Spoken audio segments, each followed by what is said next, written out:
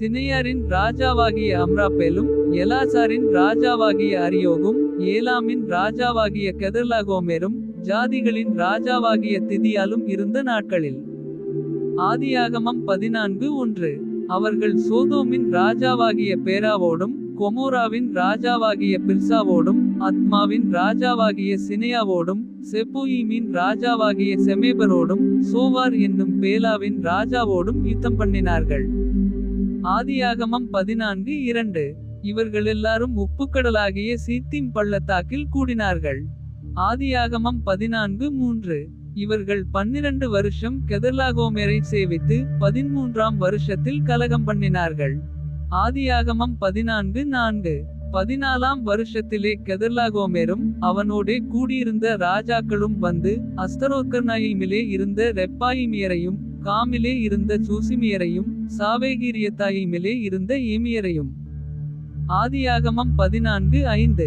சேயீர் மலைகளில் இருந்த ஓரியரையும் வனாந்தரத்துக்கு அருகான எல்பாரான் மட்டும் முறியடித்து. ஆதியாகமம் 14:6. திரும்பி காதேஸ் என்னும் என்மிஸ்பாத்துக்கு வந்து அமலேக்கியருடைய நாடனைத்தையும் அத்சாத்சோன் தாமாரிலே குடியிருந்த எமோரியரையும் கூட சங்கரித்தார்கள். ஆதியாகமம் 14:7. அப்பொழுது சோதோமின் ராஜாவும் கொமோராவின் ராஜாவும் அத்மாவின் ராஜாவும் செப்போயீமின் ராஜாவும் சோவார் என்னும் பேலாவின் ராஜாவும் புறப்பட்டு சித்தீம் பள்ளத்தாக்கிலே. ஆதியாகமம் 14:8. ஏலாமின் ராஜாவாகிய கெதர்லாகோமேரோடும் ஜாதிகளின் ராஜாவாகிய திதியாலோடும் சினையாரின் ராஜாவாகிய அம்ராப்பேலோடும் ஏலாசாரின் ராஜாவாகிய அரியோகோடும் யுத்தம் பண்ண புறப்பட்டு அந்த 5 ராஜாக்களோடும் இந்த 4 ராஜாக்களும் யுத்தம் பண்ணினார்கள். ஆதியாகமம் 14:9. அந்த சீத்திம் பள்ளத்தாக்கு எங்கும் நிலக்கீல் உண்டாகும் கேணிகள் இருந்தது. சோதோம் கொமோராவின் ராஜாக்கள் முறிந்தோடி அங்கே விழுந்தார்கள்.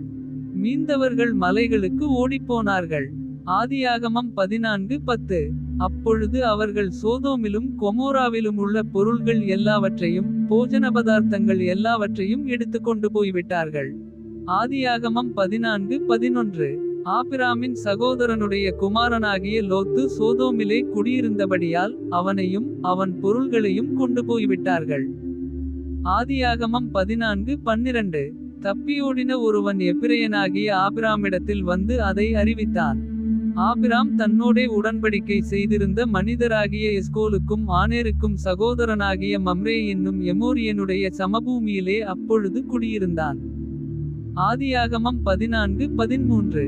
தன் சகோதரன் சிறையாக கொண்டு போகப்பட்டதை ஆபிராம் கேள்விப்பட்டபோது அவன் தன் வீட்டிலே பிறந்த கைப்படிந்தவர்களாகிய 318 ஆட்களுக்கும் ஆயுதம் தரிப்பித்து தான் என்னும் ஊர் மட்டும் அவர்களை தொடர்ந்து. ஆதியாகமம் 14:14. இராக்காலத்திலே அவனும் அவன் வேலைக்காரரும் பிரிந்து பவிஞ்சுகளாய் அவர்கள் மேல் விழுந்து அவர்களை முறியடித்து தமஸ்குவுக்கு இடதுபுறமான ஓபா மட்டும் துரத்தி. ஆதியாகமம் 14:15. சகல பொருள்களையும் திருப்பிக் கொண்டு வந்தான். தன் சகோதரனாகிய லோத்தையும் அவனுடைய பொருள்களையும் ஸ்திரிகளையும் ஜனங்களையும் திருப்பிக் கொண்டு வந்தான். ஆதியாகமம் 14:16. அவன் கெதர்லாகோமோரையும் அவனோடிருந்த ராஜாக்களையும் முறியடித்து திரும்பி வருகிறபோது சோதோமின் ராஜா புறப்பட்டு ராஜாவின் பள்ளத்தாக்கு என்னும் சாவே பள்ளத்தாக்கு மட்டும் அவனுக்கு எதிர்கொண்டு போனான். ஆதியாகமம் 14:17. அன்றியும் உன்னதமான தேவனுடைய ஆசாரியனாயிருந்த சாலேமின் ராஜாவாகிய மெல்கிசேதேக்கு அப்பமும் திராட்சரசமும் கொண்டு வந்து. ஆதியாகமம் 14:18. அவனை ஆசீர்வதித்து வானத்தையும் பூமியையும் உடையவராகிய உன்னதமான தேவனுடைய ஆசீர்வாதம் ஆபிரகாமுக்கு உண்டாவதாக. ஆதியாகமம் 14:19. உன் சத்துருக்களை உன் கையில் ஒப்புக் கொடுத்த உன்னதமான தேவனுக்கு ஸ்தோத்திரம் என்று சொன்னான். இவனுக்கு ஆபிராம் எல்லாவற்றிலும் தசமபாகம் கொடுத்தான். ஆதியாகமம் 14:20. சோதோமின் ராஜா ஆபிராமை நோக்கி ஜனங்களை எனக்கு தாரும் பொருள்களை நீர் எடுத்துக்கொள்ளும் என்றான். ஆதியாகமம் 14:21. அதற்கு ஆபிராம் சோதோமின் ராஜாவை பார்த்து ஆபிராமை ஐசுவரியவானாக்கினேன் என்று நீர் சொல்லாதபடிக்கு நான் ஒரு சரட்டையாகிலும் பாதரட்சையின் வாரையாகிலும் உமக்கு உண்டானவைகளில் யாதொன்றையாகிலும் எடுத்துக்கொள்ளேன் என்று. ஆதியாகமம் 14:22.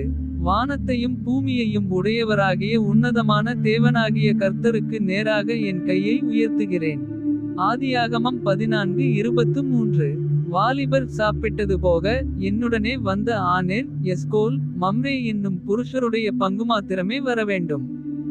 இவர்கள் தங்கள் பங்கை எடுத்துக்கொள்ளட்டும் என்றான். ஆதியாகமம் 14:24.